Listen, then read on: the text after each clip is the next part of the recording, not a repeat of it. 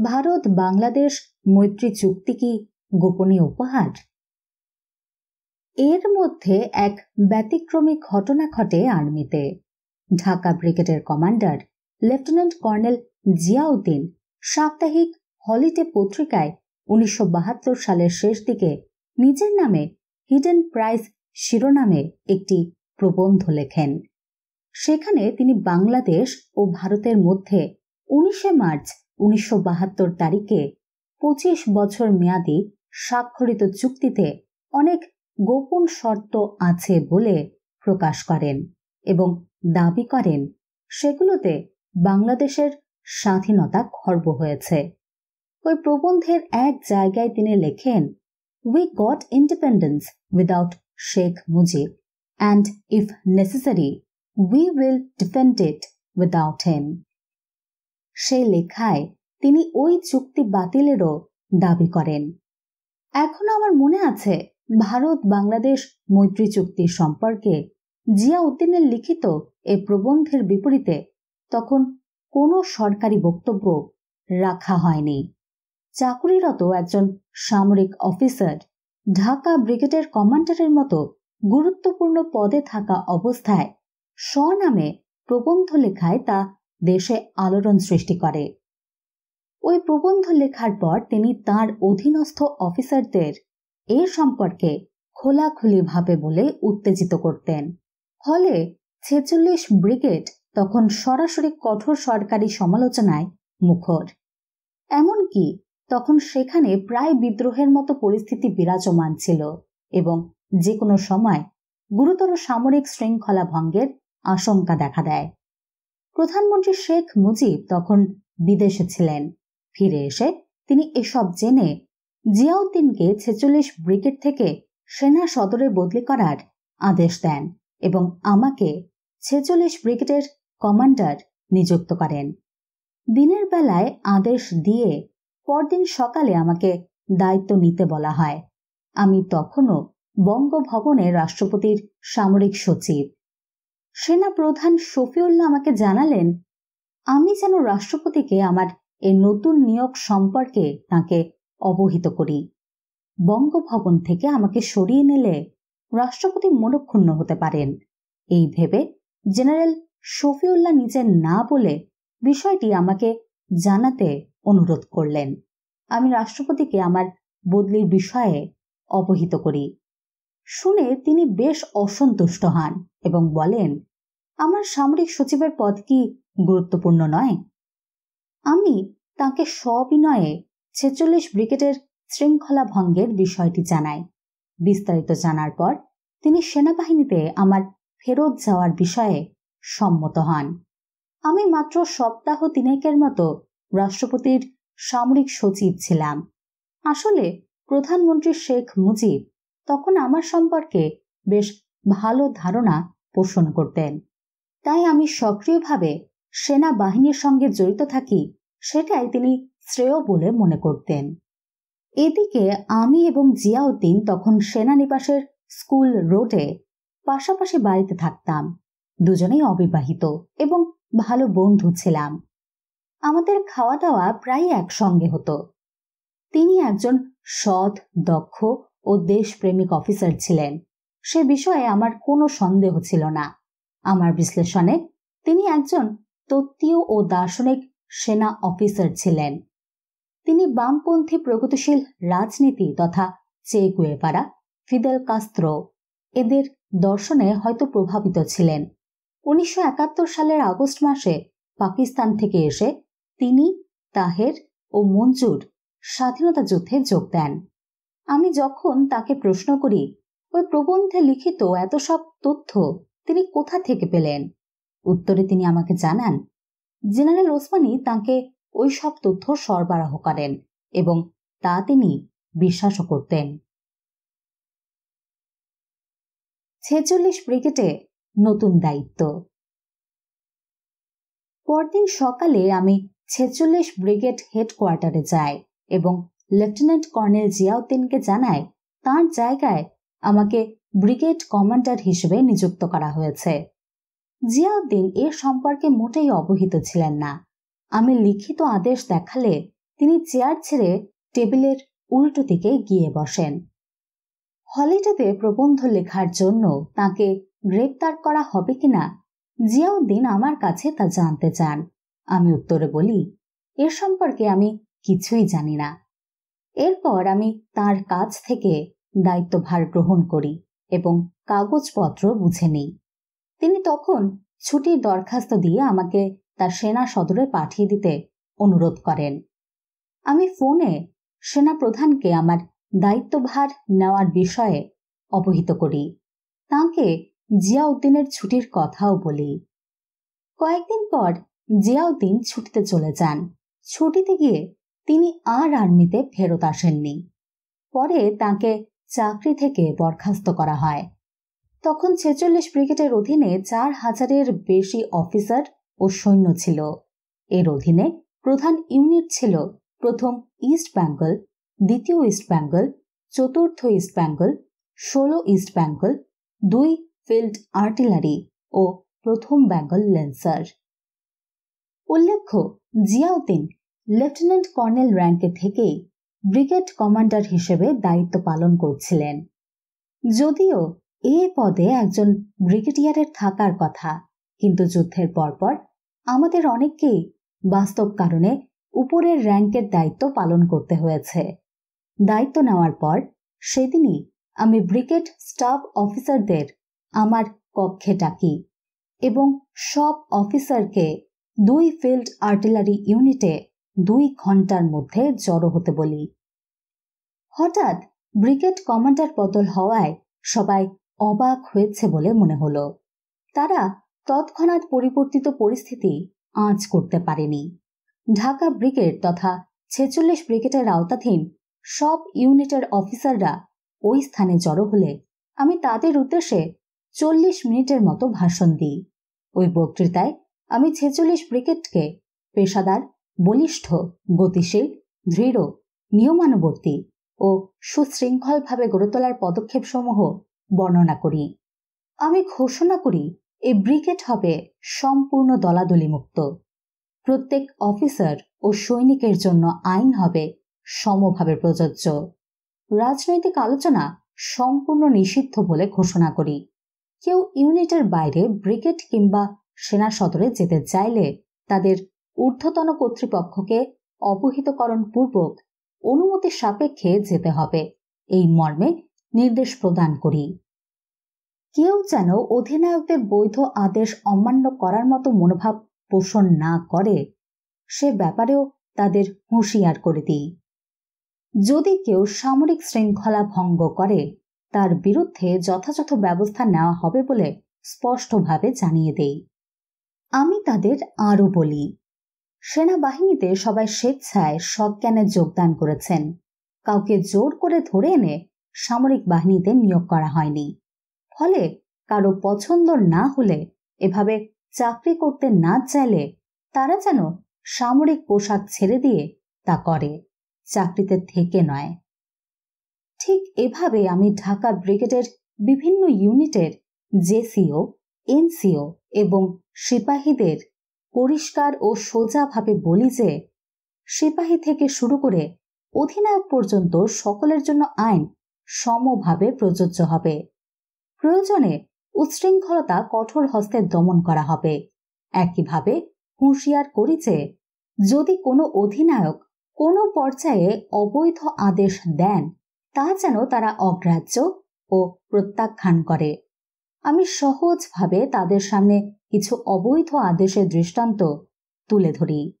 এখানে প্রাসঙ্গিকভাবে উল্লেখ্য, আমি সম্ভবত প্রথম বাঙালি সামরিক অফিসার যাকে পাকিস্তান সামরিক একাডেমি কাকুলে শৃঙ্খলার দায়িত্বে ব্যাটালিয়ন সার্জেন্ট মেজর হিসেবে ১৯৬৪ সালে নিয়োগ দেওয়া হয়েছিল। তাই শৃঙ্খলার জন্য কি কি করা প্রয়োজন এবং কিভাবে তা প্রয়োগ করতে হবে, সেসব প্রশিক্ষণ ও আইন কানুন প্রয়োগের ব্যাপারে আমি অভ্যস্ত ছিলাম এবং নিজের ওপরও আস্থা ছিল। শৃঙ্খলা ও দেশপ্রেম সামরিক বাহিনীর ভিত্তি। উচ্ছৃঙ্খল সামরিক বাহিনী রাস্তার দাঙ্গাবাজদের চেয়েও ভয়ঙ্কর। তারা একটা দেশকে যে কোনো সময় ধ্বংসের দিকে ঠেলে দিতে পারে।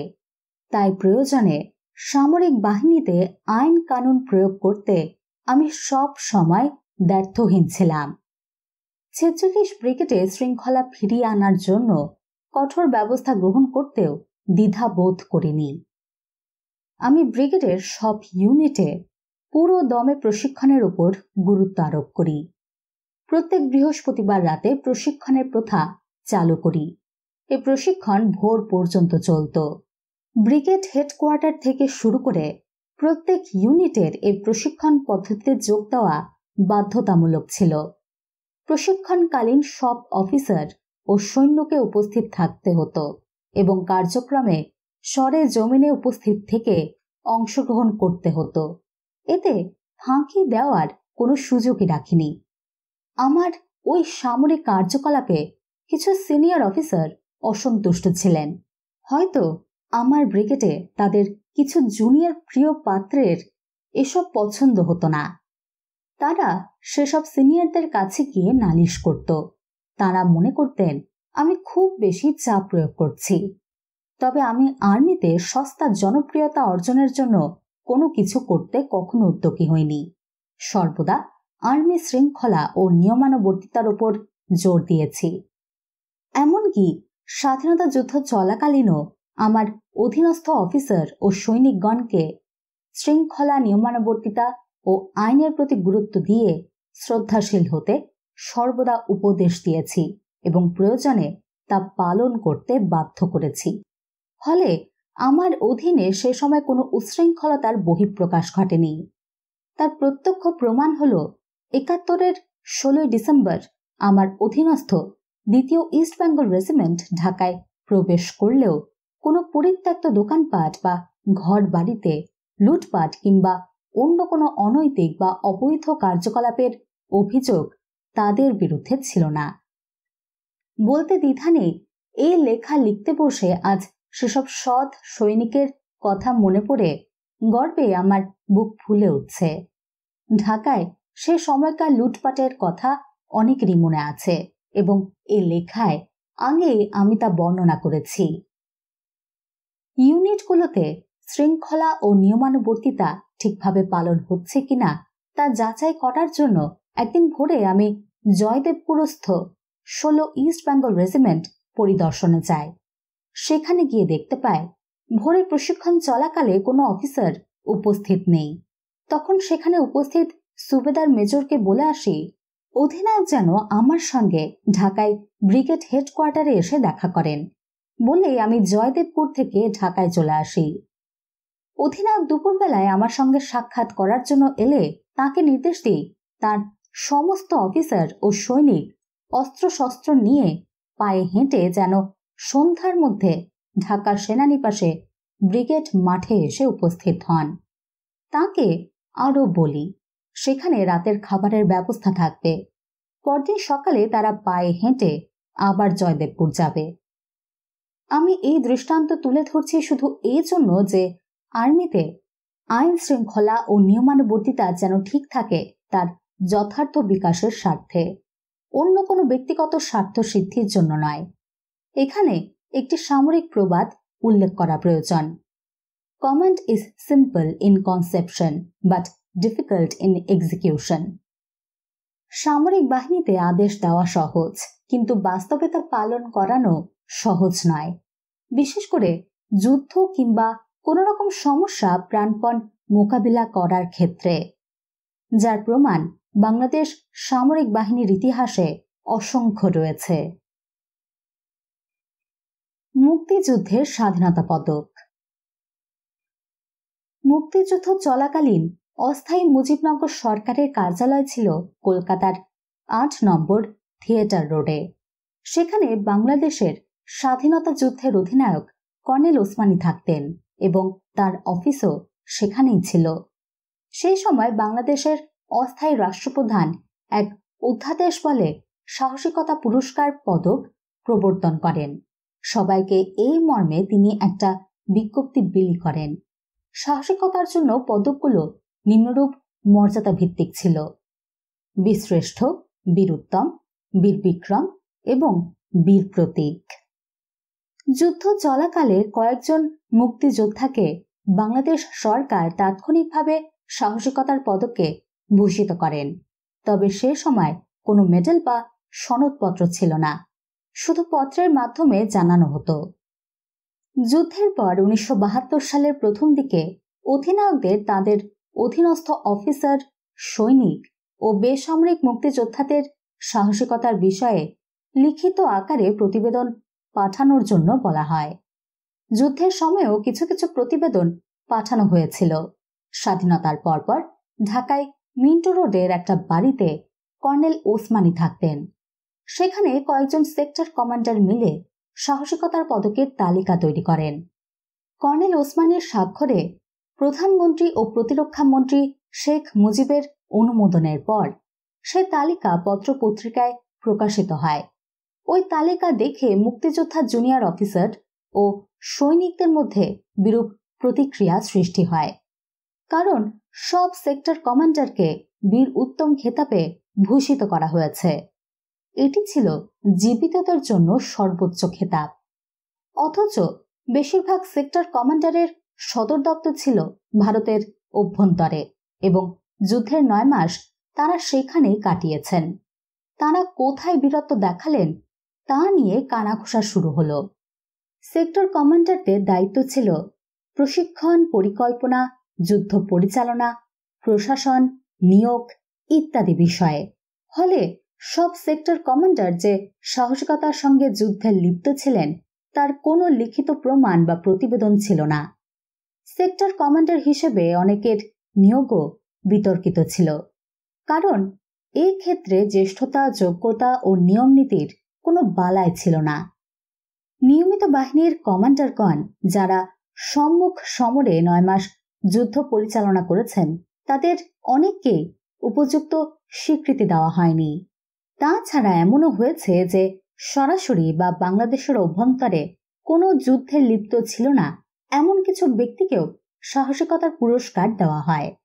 যারা অন্যান্য গুরুত্বপূর্ণ কাজ যথা পরিকল্পনা, প্রশাসন, প্রচার, প্রশিক্ষণ ইত্যাদি ব্যাপারে ব্যস্ত ছিলেন তাদের সাহসিকতার পদক দেওয়ার প্রশ্নই ওঠে না, বরং তাঁদেরকে অন্য কোনো পদক যথা প্রশাসনিক পদক দেওয়ায় বাঞ্ছনীয় ছিল। সেটা অন্যান্য দেশেও প্রচলিত, কারণ এসব কাজ সাহসিকতার পর্যায়ে পড়ে না। সাহসিকতার এই পদক নিয়ে মুক্তিযোদ্ধা অফিসার ও সৈনিকদের মধ্যে যে বিরূপ প্রতিক্রিয়া সৃষ্টি হয়, একজন ব্রিগেড কমান্ডার হিসেবে আমি তা নিয়ে সেনাপ্রধান শফিউল্লাহর সঙ্গে আলোচনা করি। তিনি আমাকে প্রধানমন্ত্রী ও প্রতিরক্ষা মন্ত্রী শেখ মুজিবের কাছে নিয়ে যান।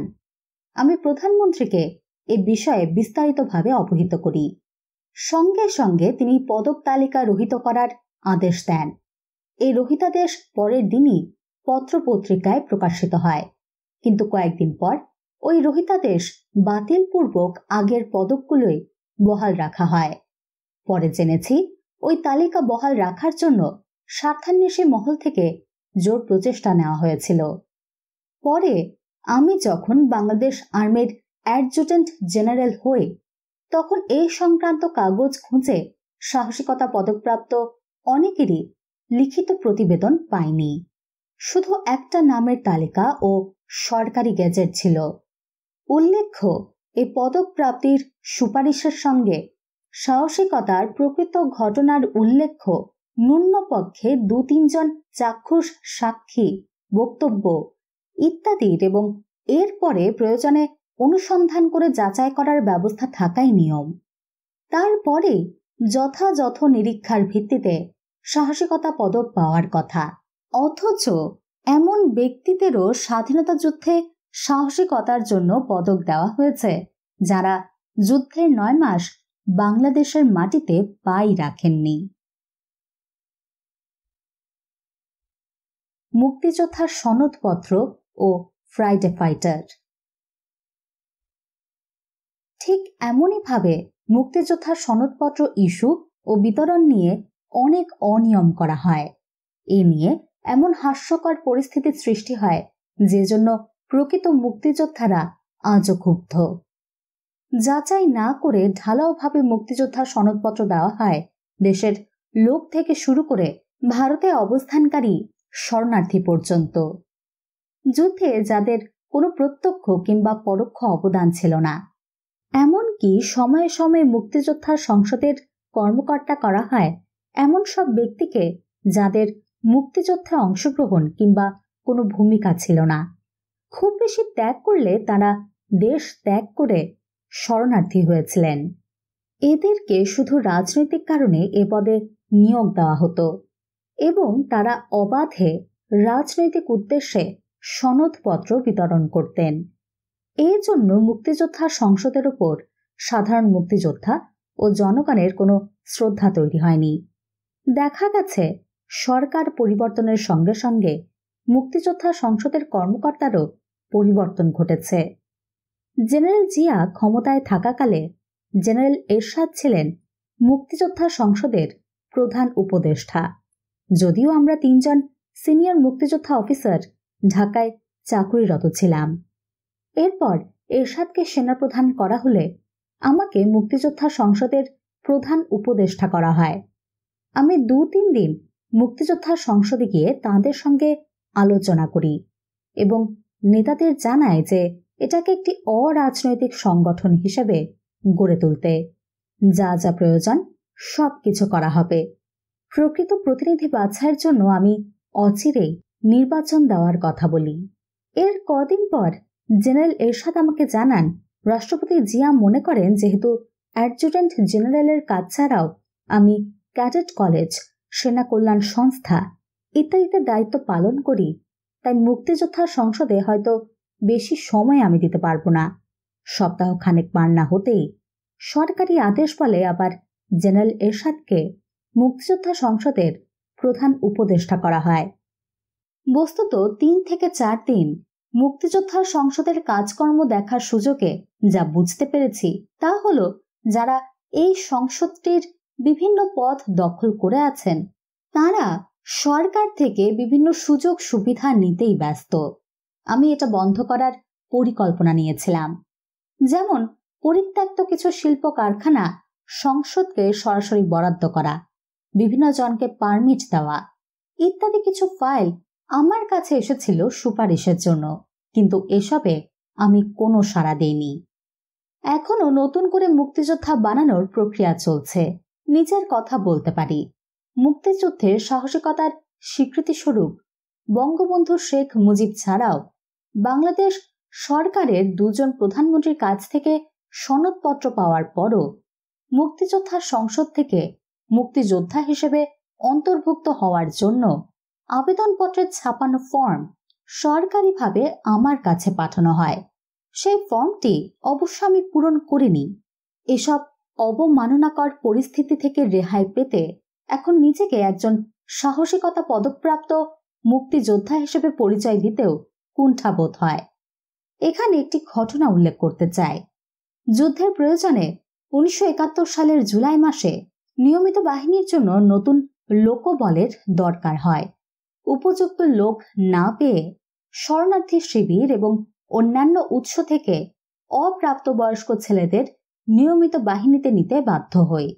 তবে প্রাপ্ত বয়স্কদের অনেকেই নিয়মিত বাহিনীতে যোগ দিয়ে শৃঙ্খলার সঙ্গে সম্মুখ যুদ্ধে অংশ নিতে আগ্রহী ছিল না, কিন্তু সেক্টরের অধীনে অনিয়মিত বাহিনীতে কাজ করতে উৎসাহী ছিল। একদিন কথা প্রসঙ্গে এই বিষয়টি আমি প্রধানমন্ত্রী শেখ মুজিবের দৃষ্টিগোচর করি। শুনে তিনি অবাকই হলেন। অথচ দেশ স্বাধীন হওয়ার পর মুক্তিযোদ্ধা সনদধারী লোকজন সর্বত্র সর্বক্ষেত্রে। তাই বাংলাদেশ স্বাধীন হওয়ার পর ফ্রিডম ফাইটারদের কটাক্ষ করে সংক্ষেপে FF অর্থাৎ ফ্রাইডে ফাইটার কিংবা 16 ডিভিশন বলে অভিহিত করতেন অনেকে। কারণ আমাদের বিজয় দিবস ছিল 16 ডিসেম্বর এবং তার পরদিন ছিল শুক্রবার। খাদ্য সংকট ও অস্ত্র উদ্ধার। 1973 সালের জানুয়ারি মাসের প্রথম দিকে ঢাকা সেনানিবাসের আর্মি হেডকোয়ার্টার অফিসার্স মেসে আমার বিয়ে অনুষ্ঠিত হয়। ব্যস্ততা থাকা সত্ত্বেও বিয়েতে প্রধানমন্ত্রী শেখ মুজিবুর রহমান স্বয়ং উপস্থিত ছিলেন এবং বেশ কিছু সময় অনুষ্ঠানে কাটান। এত ব্যস্ততার মধ্যে তিনি আমার বিয়েতে সময় দেওয়ায় আমি সত্যিই অভিভূত হই। আমার প্রতি প্রধানমন্ত্রীর হৃদ্যতা অনেকেই লক্ষ্য করেন। বিয়ের জন্য আমি একদিন ছুটি নিয়েছিলাম। পরদিন আমি কাজে যোগদান করি, কারণ তখন দেশে আইন শৃঙ্খলা পরিস্থিতির অবনতি, চোরাচালান এবং খাদ্যাভাব দেখা দেয়। যুদ্ধ বিধ্বস্ত বাংলাদেশের রাস্তাঘাট এবং পরিবহন ব্যবস্থা অত্যন্ত খারাপ ছিল, তাই ঠিকমতো খাদ্যশস্য সরবরাহে বিঘ্ন ঘটে। সেজন্য চট্টগ্রাম ও চালনা সমুদ্রবন্দর থেকে দেশের সর্বত্র খাদ্য সরবরাহের কাজেও আর্মিকে নিয়োজিত করা হয়। এর অংশ হিসেবে আমার ব্রিগেডও নারায়ণগঞ্জ, পোস্তগোলা ইত্যাদি স্থানে মালামাল খাদ্য গুদামে আনা নেওয়ার কাজে ব্যস্ত ছিল। দেশে তখন পর্যন্ত বিপুল পরিমাণ অবৈধ অস্ত্রশস্ত্র ছিল, অথচ তা ভালোভাবে উদ্ধার করা হয়নি। খাদ্য পরিস্থিতি জরুরিভাবে মোকাবিলায় রেশন কার্ড পদ্ধতি চালু ছিল, কিন্তু অনেক ভুয়া রেশন কার্ড দেওয়া হয়েছিল। এসব ভুয়া রেশন কার্ড উদ্ধারের কাজও আমার ব্রিগেডের ওপর ন্যস্ত ছিল। একদিন আমি সেনাবাহিনীর কার্যক্রম প্রত্যক্ষভাবে দেখার জন্য বিজয়নগরের রাস্তা দিয়ে যাচ্ছিলাম। তখন সেখানে কর্তব্যরত আর্মি কমান্ডার আমাকে জানান, ওই এলাকায় একটি বিল্ডিংয়ের দোতলায় অবস্থিত যুবলীগের অফিসে অস্ত্র ও গোলা বারুদ মজুদ আছে। তাঁদের সঙ্গে একজন ম্যাজিস্ট্রেটও ছিলেন। আমি তখন তাকে নির্দেশ দেই ম্যাজিস্ট্রেট যেন আর্মির সহায়তায় যুবলীগ অফিসে এসব অবৈধ অস্ত্র ও গোলা বারুদ সন্ধান করেন। যুবলীগের অফিসে তখন তালা লাগানো ছিল। তালা ভেঙে ভেতরে ঢুকে প্রাপ্ত সামগ্রীর তালিকা তৈরি সহ সবকিছু আইনানুযায়ী ঠিকমতো করার জন্য তাদের নির্দেশ দেই। ম্যাজিস্ট্রেট আর্মির সাহায্যে তালা ভেঙে অফিসের ভেতরে প্রবেশ করেন এবং 12টি ডিপি অর্থাৎ ড্যামি প্র্যাকটিস 303 রাইফেল উদ্ধার করেন। এই রাইফেলগুলো বেসামরিক ব্যক্তিদের কাছে থাকার কথা নয়। প্রশিক্ষণের কাজে এ ধরনের অস্ত্র সামরিক ও পুলিশ বাহিনীতে ব্যবহার করা হয়। যা হোক, এই রাইফেলগুলো জব্দ করা হয়। পরে জানতে পারি ওই দিন বিকেলে প্রধানমন্ত্রী ঢাকার তৎকালীন জেলা প্রশাসক সৈয়দ রেজাউল হায়াত এবং পুলিশের এসপি মাহবুব উদ্দিনকে এ ব্যাপারে জিজ্ঞাসাবাদ করেন। তারা প্রধানমন্ত্রীকে জানান, ঢাকা শহর থেকে অবৈধ অস্ত্র উদ্ধারের ভার সেনাবাহিনীর উপর ন্যস্ত। তারই অংশ হিসেবে সেনাবাহিনী যুবলীগ অফিস তল্লাশির নির্দেশ দেয়। এর কিছুদিন পর প্রধানমন্ত্রীর সঙ্গে সাক্ষাৎকারের সময় কথা প্রসঙ্গে এই বিষয়টি আমি নিজেই উত্থাপন করি। তিনি হেসে জানতে চান, ওই তল্লাশির সময় কোনো অস্ত্র পাওয়া গেছে কিনা। আমি জবাবে বলি, 12টি ড্যামি প্র্যাকটিস রাইফেল পাওয়া গেছে, যা শুধু প্রশিক্ষণের কাজে সামরিক ও পুলিশ বাহিনীতে ব্যবহৃত হয়। প্রধানমন্ত্রী এ সম্পর্কে আর কোনো মন্তব্য করেননি। 1973 সালের সাধারণ নির্বাচন।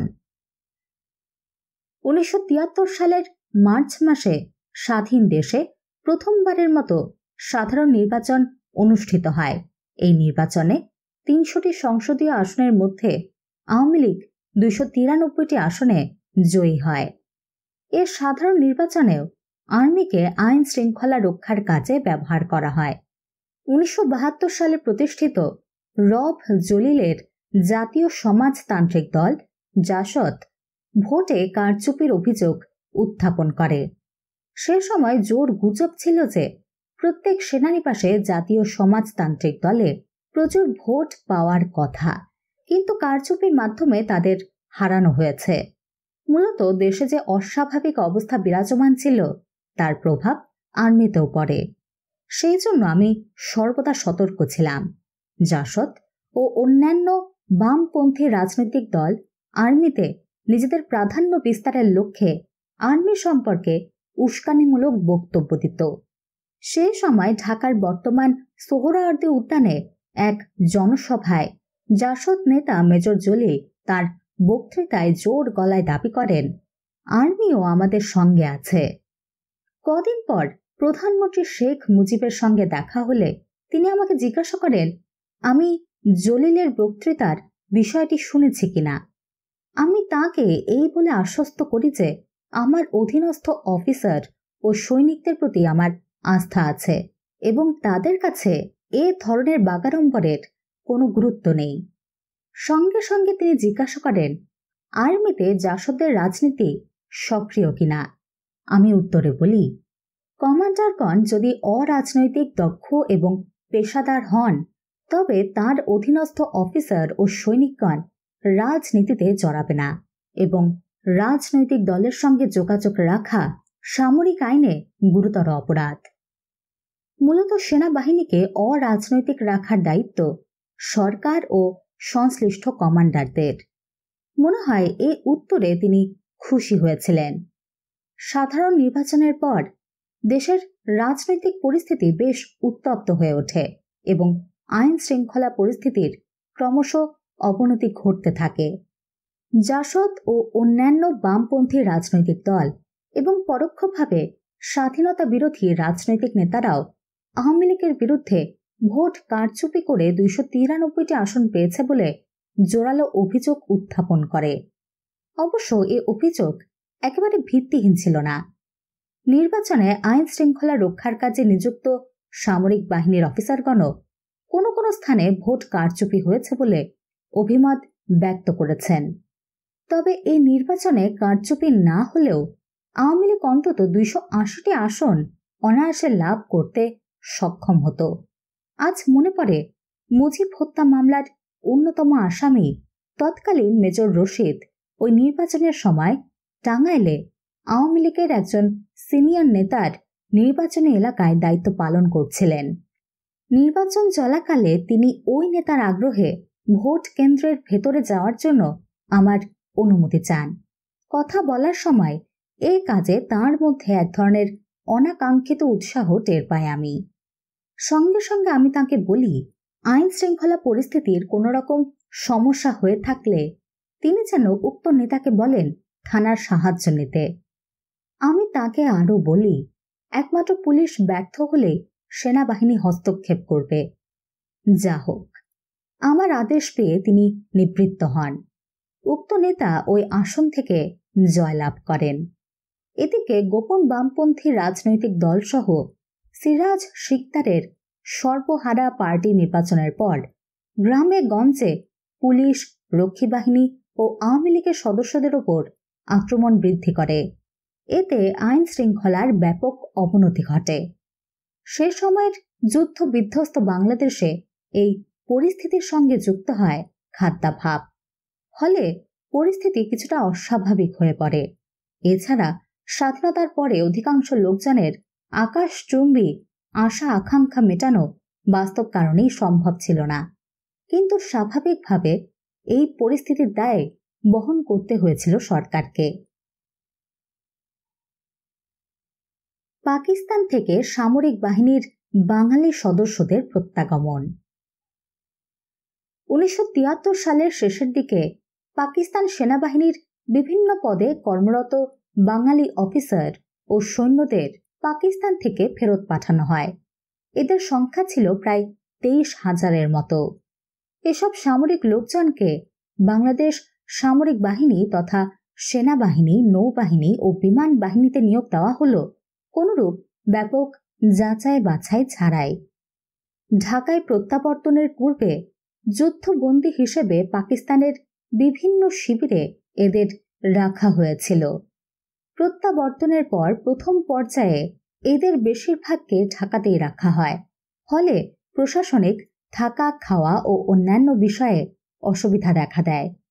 বাংলাদেশ স্বাধীন হওয়ার পর এক সরকারি আদেশে সামরিক ও বেসামরিক পর্যায়ে সরকারি চাকুরিজীবী মুক্তিযোদ্ধাদের 2 বছরের জ্যেষ্ঠতা দেওয়া হয়। তাছাড়া সামরিক বাহিনীতে চাকুরিরত মুক্তিযোদ্ধা অফিসারদের 1971 থেকে 1973-এর মধ্যে প্রয়োজনের প্রেক্ষাপটে পদোন্নতি ও বিভিন্ন উচ্চপদে নিয়োগ দেওয়া হয়। উদাহরণস্বরূপ পাকিস্তান সেনাবাহিনীতে 1970 সালে আমি ছিলাম মেজর। যুদ্ধের সময় আমি মেজর পদে থেকেই একটি পদাতিক ব্যাটালিয়নের অধিনায়কত্ব করি এবং বিভিন্ন সম্মুখ সমরে নেতৃত্ব দেই। 1972 সালের অক্টোবরে আমাকে লেফটেন্যান্ট কর্নেল পদে পদোন্নতি দিয়ে ব্রিগেড কমান্ডার করা হয়। 2 বছর পর অর্থাৎ 1974 সালে পূর্ণাঙ্গ কর্নেল হই এবং ওই পদে থেকেই ব্রিগেড কমান্ড করি। পাকিস্তান ফেরত অফিসারগণ মুক্তিযোদ্ধা অফিসারদের 2 বছরের জ্যেষ্ঠতা ও পদোন্নতিকে সহজে মেনে নিতে পারেননি। অথচ নিয়মানুযায়ী যারা পাকিস্তান বন্দি শিবিরে স্থায়ী পদে না থেকে অস্থায়ী পদে ছিলেন তাদেরকে পূর্বতন স্থায়ী পদে অর্থাৎ এক র্যাঙ্ক নিচে নিয়োগ করার কথা, অস্থায়ী পদের বিপরীতে নয়। যেমন যিনি পাকিস্তান বন্দি শিবিরে অস্থায়ী মেজর ছিলেন তাকে নিয়মানুযায়ী তার পূর্বতন স্থায়ী পদ অর্থাৎ ক্যাপ্টেন হিসেবে বাংলাদেশ সেনাবাহিনীতে নিয়োগ দেওয়ার কথা। নিয়ম থাকলেও পাকিস্তান ফেরত অফিসারদের ক্ষেত্রে তা অনুসৃত হয়নি। উপরন্তু পাকিস্তান ফেরত অফিসারদের মধ্যে অনেকেই 2-3 বছরের মধ্যে মেজর থেকে ব্রিগেডিয়ার পর্যন্ত পদোন্নতি লাভ করেন। উদাহরণস্বরূপ তৎকালীন লেফটেন্যান্ট কর্নেল এরশাদ পাকিস্তান থেকে ফেরত আসার মাত্র 2 বছরের মধ্যে 3টি পদোন্নতি পেয়ে মেজর জেনারেল হন। শান্তিকালীন সময়ে এরকম পদোন্নতি নজিরবিহীন। তার উপর এ সময়ে তিনি কোনো পর্যায়ে অধিনায়কত্ব করেননি। তবুও পাকিস্তান ফেরত অনেক সামরিক অফিসার মুক্তিযোদ্ধাদের 2 বছরের সিনিয়রিটি ও পদোন্নতি মনে প্রাণে মেনে নেননি, যার বহিঃপ্রকাশ ঘটেছে পরবর্তী বিভিন্ন ঘটনায়। ওয়াসিউদ্দিনকে নিয়ে গুজব। বাংলাদেশ সেনাবাহিনীতে পাকিস্তান ফেরত সিনিয়র আর্মি অফিসার ছিলেন লেফটেন্যান্ট জেনারেল খাজা ওয়াসিউদ্দিন এবং মেজর জেনারেল MI করিম। পাকিস্তান আর্মিকে সহযোগিতা করার জন্য মেজর জেনারেল MI করিমকে চাকরি থেকে অবসর দেওয়া হয়। পাকিস্তান থেকে ফেরত আসার দিন লেফটেন্যান্ট জেনারেল ওয়াসিউদ্দিনকে বিমানবন্দরে জেনারেল ওসমানী অভ্যর্থনা জানান। ওসমানী উদ্যোগী হয়ে তাঁকে মন্ত্রী ও অন্যান্য বিশিষ্ট ব্যক্তির সঙ্গে সাক্ষাৎ করান। ফলে সেনানিবাসে জোর গুজব ছড়িয়ে পড়ে মেজর জেনারেল শফিউল্লাহর স্থলে লেফটেন্যান্ট জেনারেল ওয়াসিউদ্দিনকে সেনা প্রধান করা হবে। মেজর জেনারেল শফিউল্লাহ একদিন আমাকে জিজ্ঞেস করেন, এ সম্পর্কে আমি কিছু জানি কিনা। উত্তরে আমি এই সম্পর্কে কিছুই জানি না বলে জানাই। তিনি আমাকে সম্পর্কে খোঁজ নেওয়ার জন্য বলেন। আমি টেলিফোনে সাক্ষাৎকারের ব্যবস্থা করে প্রধানমন্ত্রী শেখ মুজিবুর রহমানের ধানমন্ডির বাসভবনে ওই রাতেই দেখা করি। আমি তাকে জানাই যে আর্মিতে জোর গুজব, জেনারেল ওয়াসিউদ্দিনকে সেনা প্রধান করা হচ্ছে। সঙ্গে সঙ্গেই তিনি জানতে চান আমি কোথা থেকে এই খবর পেলাম। একটু থেমে প্রধানমন্ত্রী বলেন, একজন পরীক্ষিত খাঁটি দেশপ্রেমিক বাঙালি কেবল বাংলাদেশ সেনাবাহিনীতে সেনা প্রধান হওয়ার যোগ্যতা রাখে। এরপর আমি সেনানিবাসে চলে আসি এবং মেজর জেনারেল শফিউল্লাহকে প্রধানমন্ত্রীর সঙ্গে আমার আলোচনার বিষয়ে অবহিত ও আশ্বস্ত করি। মুক্তিযোদ্ধা অমুক্তিযোদ্ধা দ্বন্দ্ব। যা হোক, ওই আত্মীকরণের পর থেকে পাকিস্তান প্রত্যাগত ও মুক্তিযোদ্ধা অফিসারদের মধ্যে স্নায়ুযুদ্ধের মতো অবস্থা বিরাজ করছিল। প্রত্যাগত অফিসাররা সেনাবাহিনীতে মুক্তিযোদ্ধাদের নেতৃত্ব মেনে নিতে পারছিলেন না। যদিও তারা চাকুরির খাতিরে বাহ্যিকভাবে অধিনায়কত্ব মেনে নিচ্ছিলেন, কিন্তু ভেতরে ভেতরে মুক্তিযোদ্ধা অফিসারদের সমালোচনা করতেন এবং তাদেরকে হেয় প্রতিপন্ন করতে সচেষ্ট থাকতেন।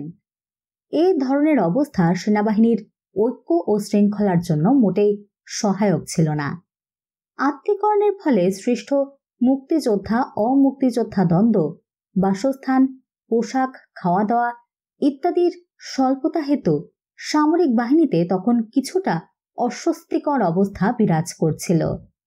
যুদ্ধ বিধ্বস্ত বাংলাদেশে খাদ্যাভাব, পরিবহন সংকট, যোগাযোগ অব্যবস্থা ও জরুরি পণ্য সামগ্রী আমদানির ব্যয় মেটানোর কারণে সামরিক বাহিনীতে পর্যাপ্ত বাজেট বরাদ্দ দেওয়া সম্ভব ছিল না। তাছাড়া তৎকালীন বেসামরিক নীতি নির্ধারকদের একটি অংশ সামরিক বাহিনীতে বেশি সুযোগ সুবিধা দিতে অনিচ্ছুক ছিলেন এ অজুহাতে যে সামরিক বাহিনীতে পর্যাপ্ত সুযোগ সুবিধা দেওয়া হলে অন্যান্য আধা সামরিক বাহিনী তথা পুলিশ, বিডিআর, আনসার ইত্যাদি বাহিনীকেও দিতে হবে।